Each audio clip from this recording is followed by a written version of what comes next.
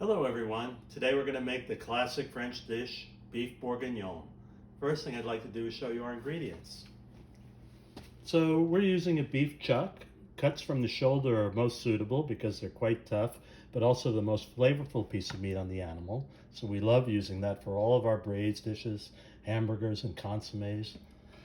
We also have garlic and shallots, which we're going to mince very fine. Then we have our mirepoix, our carrots, onions, and celery, which we're going to fine dice and we're going to brown. We have our garnish of button mushrooms that we'll quarter and saute. Then we have tomato puree, is used in the dish as well. Burgundy wine, brandy, which we're using an E&J, could be any cognac or Armagnac, whatever you'd like to use. We have extra virgin olive oil that we're going to use to brown our meat and also to saute our mirepoix. Then we have our sachet d'épices, our bag of spices, which is done in a piece of cheesecloth, and that includes parsley stems, bay leaves, peppercorns, sage leaves, a couple stalks of rosemary, some thyme, and a couple of cloves. We have also our tools ready to go, so we have all of our mise en place ready, and we're going to show you step by step exactly how to put the bourguignon together. So the first thing we want to do is get our mise en place going, and garlic and shallots for me is always the first thing. I like to get that out of the way. So if you take your garlic and smack it a little bit like that, we're able to take off the skin.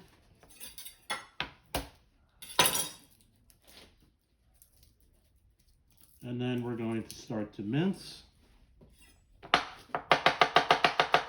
And the best way to mince garlic and shallots is to start first by slicing as thin as you can.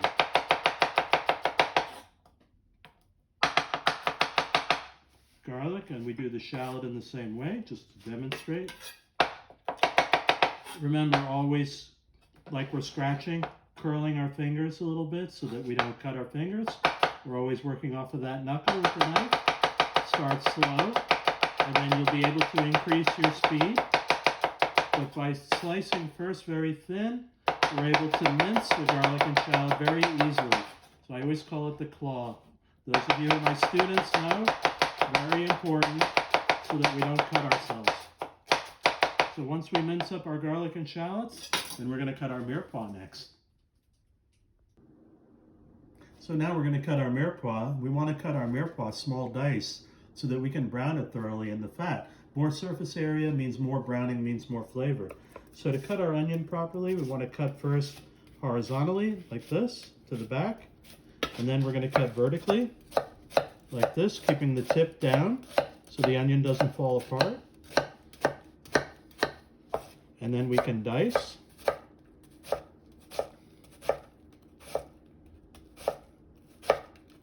However fine it needs to be. And go over the end a little bit. And we're going to put that in a bowl.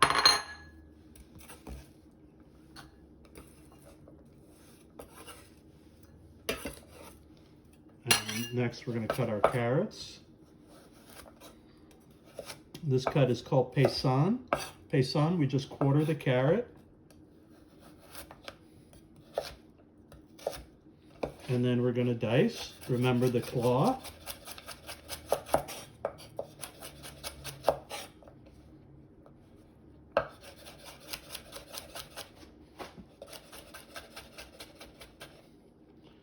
And we're going to do the celery in a similar fashion by first cutting down into strips.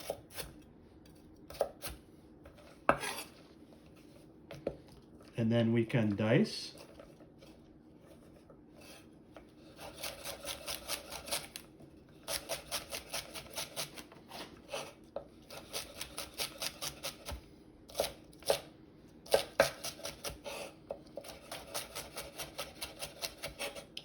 And then next, once we have our mirepoix cut, we're going to cut up the beef into cubes. So we have our beautiful piece of beef chuck, and by the way, you can ask the butcher for shoulder clod is the piece from the chuck that we're using. And we want to clean that up a little bit because there's a little bit of fat and there's a little bit of silver skin. And we're going to separate, just seam it exactly where you see the seams, the natural seams to be. We're going to divide that. They're different pieces from the chuck. Some have a little more fat and gristle on them. We do want to remove that silver skin. And we don't want to remove too much meat. We're going to cut that off. We're going to clean that up a little bit. And don't throw away these scraps. These scraps that we have here are excellent for strengthening the flavor of our sauce. So when we clean up our meats, whether it be chicken or beef or whatever we're using, we save those scraps. We're going to brown those scraps, and we're going to add them to our brown sauce, our espagnole or demi-glace that we use to make the beef. So we want these to be in fairly large chunks. I'm going to cut this in half. And then we're going to cut our large dice.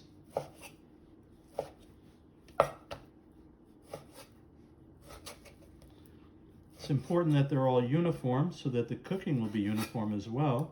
So however you need to turn the piece to be able to have that nice uniform dice, you can do so. I'm going to trim that up a little bit, take off any excess fat. Next, we're going to sear the meat, which means we're going to brown it in hot fat. We have our olive oil, and we're going to take these scraps and we're going to brown them. We're going to add them to our stock as well. Okay, we're about to sear our meat, but the first thing we need to do is to season with salt and pepper. And you don't want to season too early because salt draws moisture out. We don't want to lose any moisture in the meat. So always season right before you're about to start your cooking process. So we like some nice fresh cracked pepper, and I'm using a pepper medley and the ever popular Himalayan salt. Season well, and make sure you toss the meat to get it all coated. And then we're going to start searing. Okay, now we're going to start to sear the meat. This is a very important part of the process because we want to get good browning. It's going to develop our flavor in the bourguignon. So it's important that the pan be very, very hot. And we're using olive oil. You could use clarified butter or vegetable oil, whatever you prefer. And you notice I'm putting the pieces very close together, but I'm not dumping a pile of meat into the pan, because if I put a pile of meat into the pan, the temperature would go down and the meat would start to sweat. That's the opposite of what we want to do. We want to get good browning, caramelization on the meat. So it's important that that be hot. We don't overcrowd the pan. Put as many pieces in as we can. Our intention is not to cook the meat. Our intention is only to brown the meat. So once we start to get good color, then we're going to turn each piece. As you can see, we're getting nice caramelization, beautiful crust from the meat. And once we finish searing this pan, we're going to repeat the process until we get all of the meat seared off.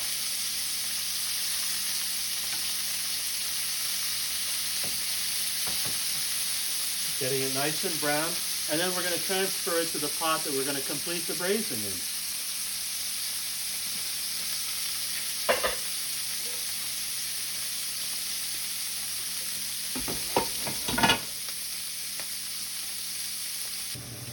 So now we're going to saute our mirepoix, and we don't only want to saute it, we want to let it caramelize and get nice and brown. So we put the mirepoix in the same pan we seared the meat, which we have the fond, the juices that have caramelized on the bottom of the pan, and that's going to, sauteing the mirepoix is going to pick up all the nice flavor from the fond. We don't want to brown our garlic and shallots, so we're going to brown our mirepoix first, then we're going to add our garlic and shallot before we add our wine and our brandy. So now we have a nice brown mirepoix. You can see we have good caramelization. It's nice and brown. So now we're going to add our garlic and our shallots, and we're going to saute them briefly before we add our deglazing liquid. So we're going to stir that in. And if you could smell the beautiful aroma that we get now from the garlic and the shallot and the mirepoix, absolutely fantastic. So we mince the garlic and the shallot really fine so that we can saute it well. And you want to give that a minute or two to cook.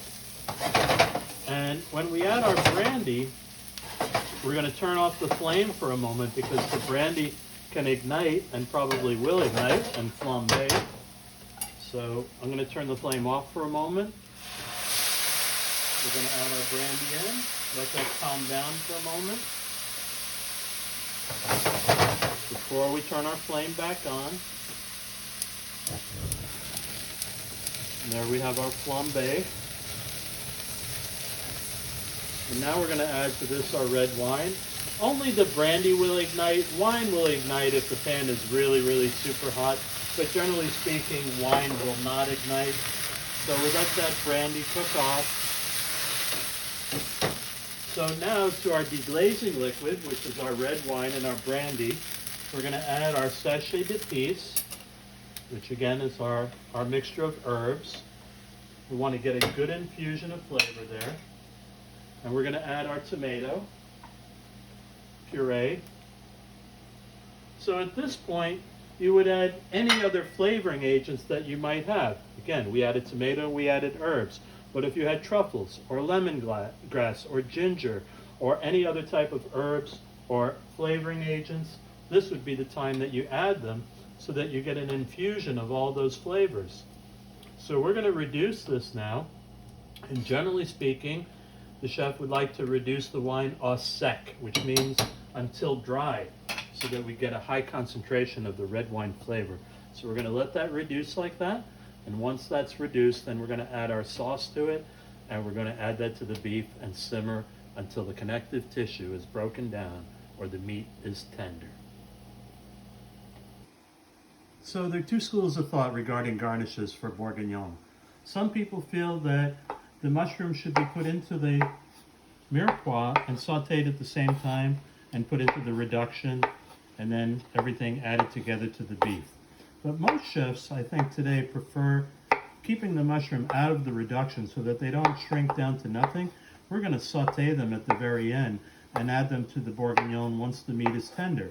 In that way, the mushrooms stay really plump and really nice in the finished dish. So we're going to quarter the mushrooms, or if you have them very large, we could cut into 6 like this so that they're of uniform size and will cook uniformly as well. And then we'll add them to our bourguignon. So we have our reduction, and here we have some brown sauce, which we made from veal stock with brown mirepoix and the same herbs that we put in our sachet d'épices. And I browned off the scraps from the beef. And now that the reduction is done, we're going to strain some of our brown sauce into our reduction. And we want enough to cover the beef. So we're going to make sure that we have it's probably 1.5 quarts to 2 quarts. And always add your sauce to the reduction, because even on the lining of the pan, we have flavor from that reduction. We want to make sure that we get all of that. We never want to try to scrape the reduction out into our braise. We always want to make sure we add sauce to the pan that had the fond and the mirepoix browned and our beautiful garlic and shallot. And we mix that around. We're going to leave our sachet d'épices in. And now we're going to add that to our beef, which we have here waiting in our braising pan. And we're going to pour that sauce in. Turn off your flame.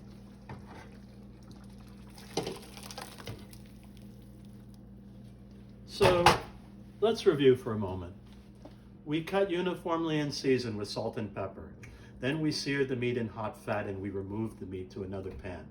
Then we sauteed our mirepoix until caramelized. Once the mirepoix was caramelized, we added our garlic and shallots and sauteed briefly.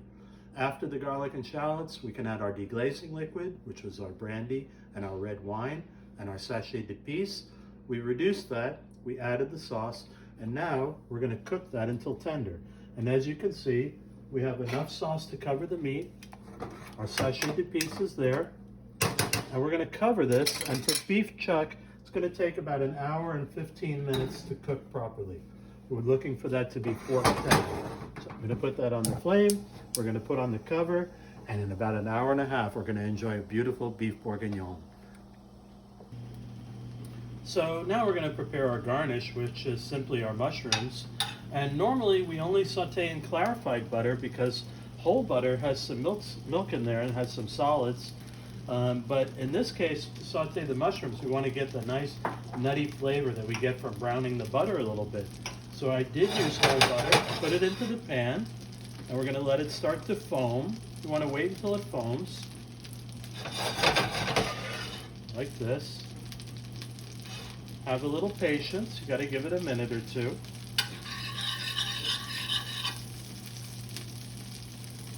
We call that hazelnut butter. We let it brown slightly. And then we're going to put our mushrooms in. That looks good.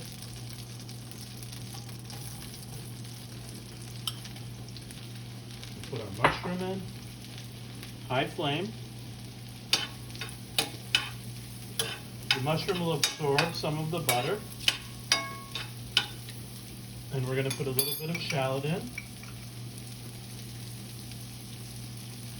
And a little bit of garlic as well.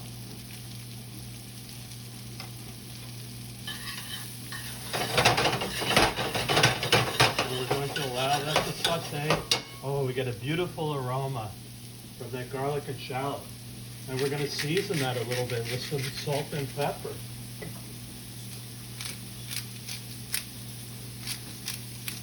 Again, we're using our same pepper medley that we use for our beef. And you want to let those mushrooms saute for a few moments.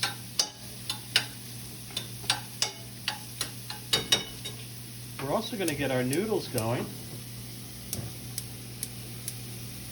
And for the noodles, we're going to also add a little bit of garlic and shallot. And we saved a little bit of the water that we used to cook our noodles. And we're going to mount some fresh butter in there. So our mushroom sauteing nicely.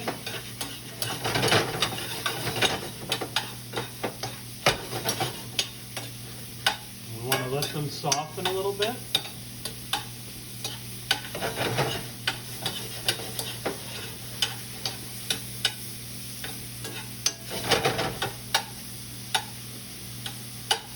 You could put a little splash of brandy in there if you wanted to. And we're going to put a little parsley. And we have chopped.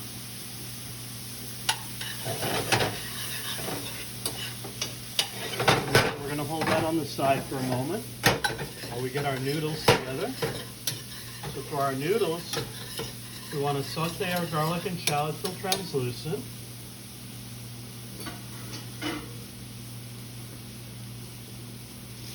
And we're going to put our noodles in.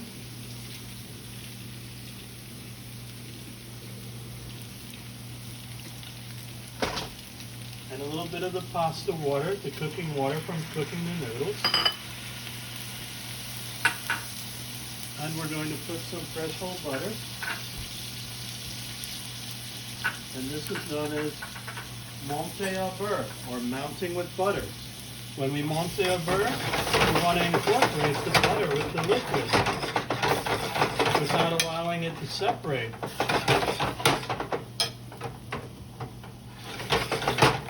Get that nice and hot. And we're going to add a little parsley to that as well. And then we're going to plate.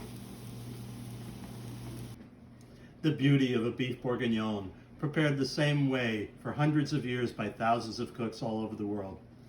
So don't underestimate the importance of seasoning our noodles and our accompaniments. We put a little shallot, a little garlic. We added our noodles, a little bit of the water from cooking, and some fresh whole butter to monter au beurre. And we season that with salt and pepper. So we put our noodles down and make a little well in the bottom to put our beef into. And this could be accompanied by all kinds of beautiful vegetables like some baby carrots or some broccoli or asparagus or other beautiful vegetables that you'd like to serve. Today we're just serving the meat with the noodles and the garnish. So we make a little well We put the beef in the center, and 3 or 4 pieces is a good portion, like this. And then we put our mushroom garnish right on top. Look at the beautiful shine on the sauce. Wonderful. And we garnish with a little bit of parsley. And you might want to use a sprig of thyme, or possibly some other herbs like a couple leaves of sage. Would be very nice on there as well. And of course we want to have a nice clean plate for our guests. And there you have it, the classic beef bourguignon.